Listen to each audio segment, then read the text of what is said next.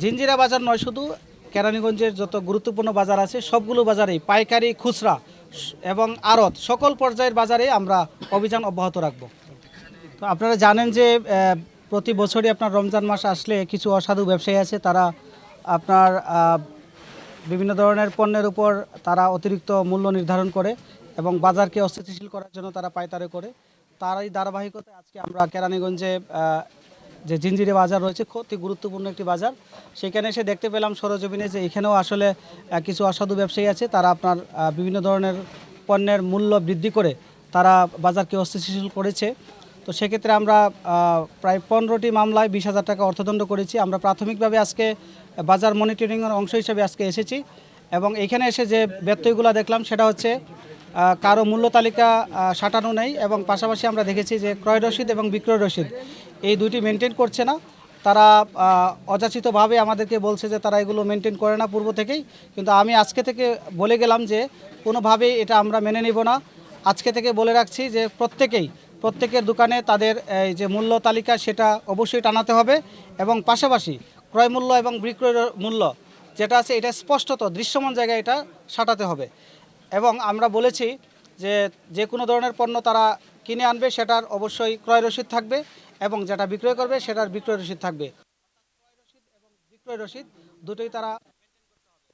আমরা কিছু দোকান দেখেছি, বিশেষত আপনার গরুর মাংসের দোকান এবং যে মুরগির দোকান, সেগুলো তো দেখেছি যে তারা এই মূল্য তালিকা টানায়নি এবং পাশাপাশি আমরা দেখেছি অনেক ভোক্তা তারা আমাদের কাছে অভিযোগ করেছে যে তারা ইতিমধ্যে তারা দোকান বন্ধ করে দিয়েছে মোবাইল কোড দেখে।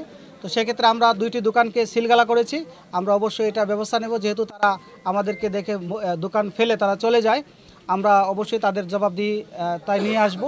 এবং পাশাপাশি আমি এই বাজারের সকলকেই বলবো, বিশেষত যারা ব্যবসায়ী আছেন সকলকে আমি অনুরোধ জানাবো আগামীকালকে থেকে যেন অবশ্যই তারা মূল্য তালিকা টানায় এবং পাশাপাশি ক্রয় রসিদ এবং বিক্রয় রসিদ তারা যাতে সরবরাহ করে। যদি এর ব্যত্যয় ঘটে আমরা আজকে বাজার মনিটরিংয়ের অংশ হিসাবে তাদেরকে যতভাবে আমরা জরিমানা করেছি, কিন্তু আগামীকালকে থেকে আমরা এর যে জরিমানার যে হার সেটা আমরা অনেকভাবে আমরা এটা মূল্য বৃদ্ধি করে দেব, জরিমানাটার পরিমাণটা আমরা বৃদ্ধি করে দেব।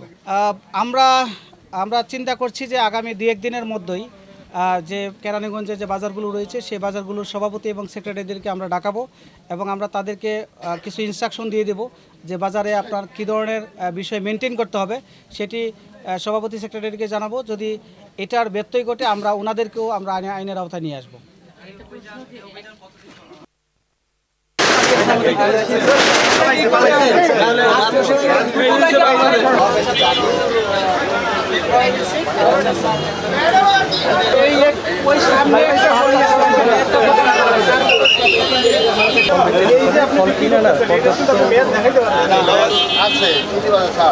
ছবি আছে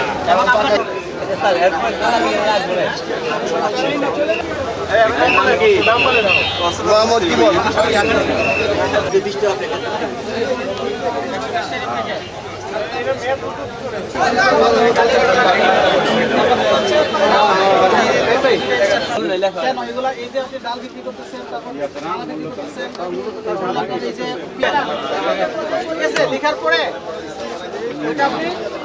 ভালো ইনশাআল্লাহ সাদা করতে এসে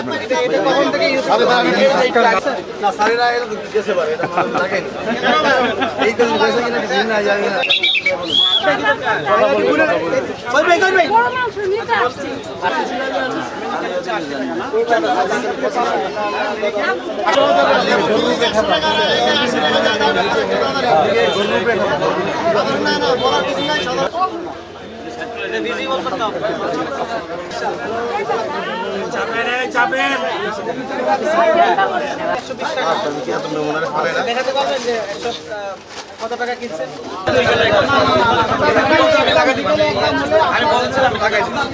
আমরা দৃশ্যমান দেখতে চাই, না দেখে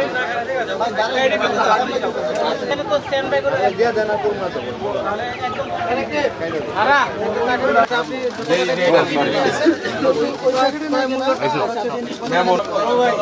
মূল্য তালিকা না তো আপনি চালাই দিবেন না, আপনি যে শুনেন আমি বলি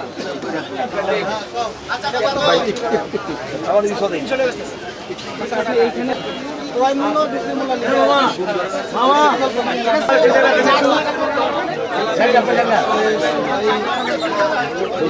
লিখে